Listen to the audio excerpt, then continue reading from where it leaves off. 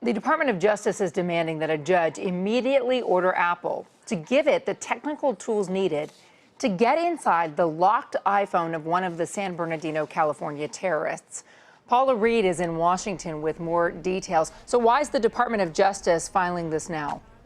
Contessa, there's no legal reason for the Department of Justice to make this filing now. Apple still hasn't even responded to the magistrate judge's order asking them to provide this software to FBI to get into this phone. The reason they're really filing this now is it's all about PR. This decision came out late in the middle of the week. Tim Cook essentially got a whole day where he got to have his statement and sort of his side of things out.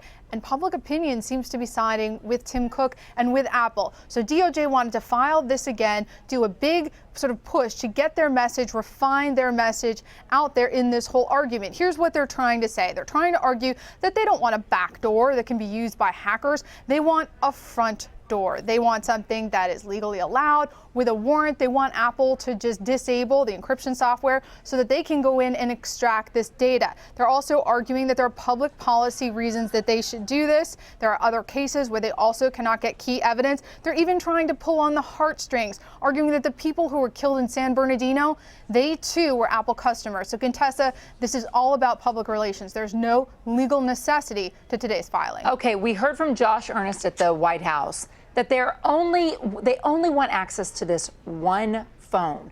Why is it the one phone and then the expertise is, no, sets a dangerous precedent?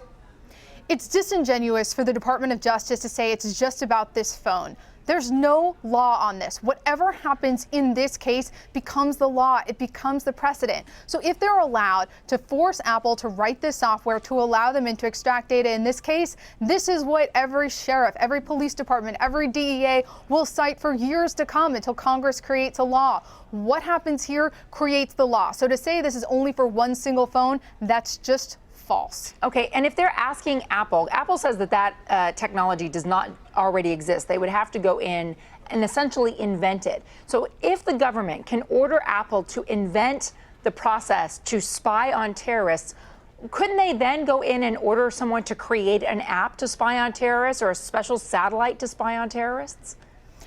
The argument that the Department of Justice is making is that Apple knows how to do this. And it's not that they can't do it, it's just that they won't do it. And in pretty strong language in this filing, they argue that Apple won't do it because of its concern for its business model and its public brand marketing strategy. So the Department of Justice says, look, it's not that you can't do this. You probably already have the software. It's just that you won't share it with us. And the danger here, again, is if this court asks or demands that Apple use this software to disable the encryption security protections that Apple has in its phones, the concern is that there will continue to be requests from the U.S. government and from foreign governments to be able to do the same thing. And that does, in essence, damage Apple's brand security and some other people would argue potentially civil liberties. But even if you're going along with a legitimate warrant in the U.S., this is ultimately damaging to Apple's brand, which is all about security. By the way, we heard a New York City counterterrorism official arguing today on CBS this morning that what is on that phone could basically be essential to preventing attack on, say, New York City. What do investigators really think is on that iPhone? It's a great question because they're very vague. They say they have reason to believe that there could be communication on this phone between the San Bernardino terror suspects and other individuals. And I do believe that the speaker that you're talking about, the person in New York, said, we're concerned that they could have been talking to people here in New York and there could be attacks. Well, that's all very possible. But we don't actually know what's on the phone. And no one's actually seen the data that wasn't backed up to the cloud. So ultimately, Contessa, there is all sorts of stuff that could be on the phone, but they don't know for sure. And if they're looking at communications, couldn't they go to the victims' families and ask for the phone records there? There's a few different types of communication that they've referenced. What you're talking about is, yes, I think sort of as an effort to pull at the heartstrings, they say there was communication between the victims in this terror attack and the terrorists themselves. I think that's sort of part of the PR strategy. I think from a counterterrorism standpoint, though, what they're really concerned about is any associates that they could have communicated with and then intentionally stopped backing up the phone so that here, all of that communication is encrypted and justice officials cannot see it to potentially arrest other individuals they could have, again, potentially, we have no proof, been talking to and potentially coordinating other attacks. Look, Paula, isn't this a fight that's been brewing for a while? It is. For several years now, justice officials, top justice officials, even traveled just a couple months ago, to talk with folks out in the tech industry, out in Silicon Valley, to see if they could come up with some ways to work together, particularly because the Islamic State has been so adept at exploiting social media. And you have seen some progress. Just a couple of days ago, Twitter announced that it had disabled over 100,000 accounts that were somehow associated with the Islamic State.